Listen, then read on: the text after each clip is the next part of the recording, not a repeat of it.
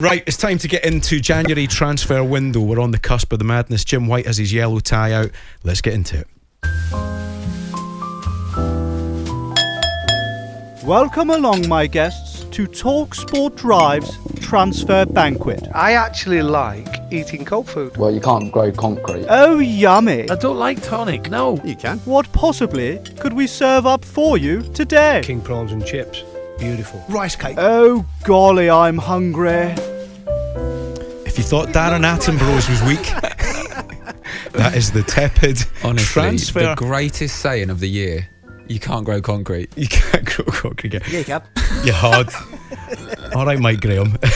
The transfer banquet. That's the reason you could hear the stomachs gurgling. We're about to get into January and transfer madness. Like I say, Jim White will be in talkSPORT with a yellow tie on, talking about all the big transfers that are lined up, which we already know it's going to be everyone to Newcastle. Correct. Peter Odemwingie is parked up at the St James's Park training ground right now. So the big one that's been emerged in the last 24 hours or so is Philippe Coutinho back to Newcastle, of course, from Barcelona, but he's been linked with a couple of other clubs as well. He's a cracking player, Coutinho, isn't he? Let's just not forget that. It would be good to see him back in the Premier League. Yeah, it's obviously not worked out, the move for him, for one reason or another. So to get him back in the Premier League will be great. And it's a sign, it's an impact signing, it's a statement signing. If it's Newcastle, I spoke about this the other week, that they need to make a statement signing in this window for me to show people that they're serious, to get other players on board saying, I want a bit of that. Okay, listen, they've got 11 points, they're second from bottom. I still think they'll survive. I really do. I've gone public on this.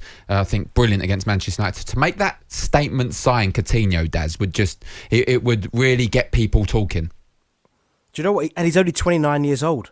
So he's not like he's 33, 34. He's still got good 5 years potentially left in him. So, and he's not played much football over the last couple of seasons. So there's not that much wear and tear. So for me, if Newcastle could go and get him, and they spoke about Aaron Ramsey, but for me, Coutinho just seems like that player that the ones that the fans are going to really get behind, because he is that superstar name. He's an exciting signing, isn't he? Daz, I heard Colton Palmer speaking the other day on talkSPORT, saying that he'll be disappointed with a lot of players that go to Newcastle, because his first thought will be they're only going for the money. I mean, I'm not so sure. I kind of disagree with that. What do you think about that?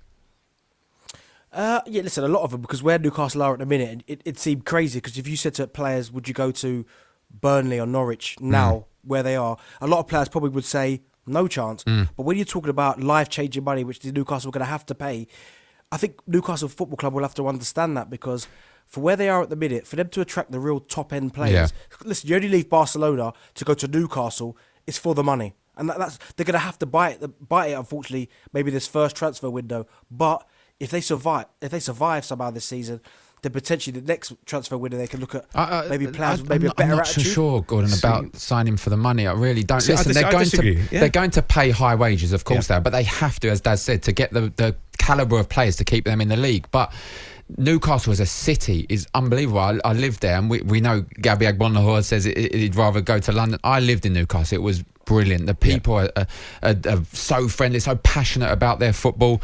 The stadium, compared to all the clubs that are down in that bottom section, I think Newcastle is a massive appeal. And if they do go there, 6-7 players, however many they will sign, and they stay in the league, then they're really going to have a push to get up to the top end of that table. And I think out of the bottom clubs, they're the only club there with the finances that can do that. Do you think about the romance of football as well? Like the idea of going there, making a difference, being the first marquee signing, bringing success back to those fans, it would be unbelievable. I think there's a huge pull to go to Newcastle. Now, Benty, you mentioned, I'm going to probably get you in trouble here, you let a little transfer rumour slip, and I'm going to hold you down here in an old school tabloid fashion to get it out of you. Harry Kane, you believe something's rumbling? Yeah, listen, I heard, and I have to stress, as Gordon just put me on the spot there, that it is a rumour. But listen, it came from that he's potentially going to stay sign a new contract there. And you start thinking, well, what are Manchester City going to do now? They've let Ferran Torres go, and you think that's a bit strange, because they've not got no centre forwards now. Are they making room for Haaland? And that's potentially why Kane could stay and sign a new contract. This is what I'm hearing. But as I said, I'm doing a full Alex Crook here. That is the rumour, the speculation. But I mean, for Spurs fans, that would be fantastic. But does that mean that maybe Manchester City are going down the younger route, maybe a Haaland?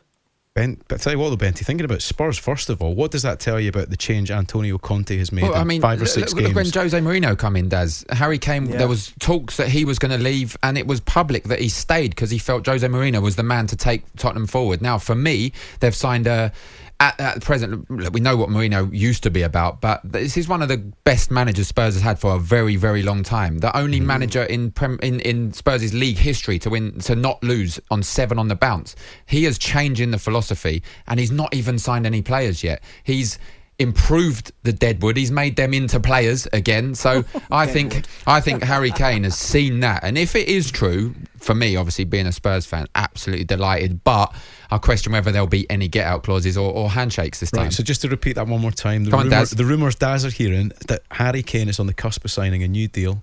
I've added whether it's cusp or not, it is a case of apparently he's going to sign a new contract. But listen, at the end of the day, for Spurs, it'd be absolutely brilliant if he does, because it's good for them. But you start thinking, well, Manchester City just obviously recouped 55 Who's going million. there? Yeah. Who are they going to get? Yeah.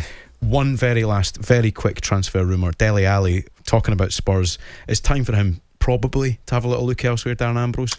Perhaps, but then you see, I remember I see Spurs versus Liverpool. It's the best I've seen Dele play for a couple of years now. Yeah. Now he seems to have really bought into the way Antonio Conte's come in and played, and Antonio Conte seems to trust him. He can alternate now. Whether he wants to be a player to be alternating with Moura and Lucas Moura and Son and players like that and Bergwijn, or whether he wants to go somewhere else, maybe a Newcastle, maybe they'll take a stab and pay him a lot of money and see what he can achieve there. But I've said this many times, we've seen it a lot with Dele. If you can get the Dele of old, he'll be like a new signing. If not, then he'll obviously go on to pastures new.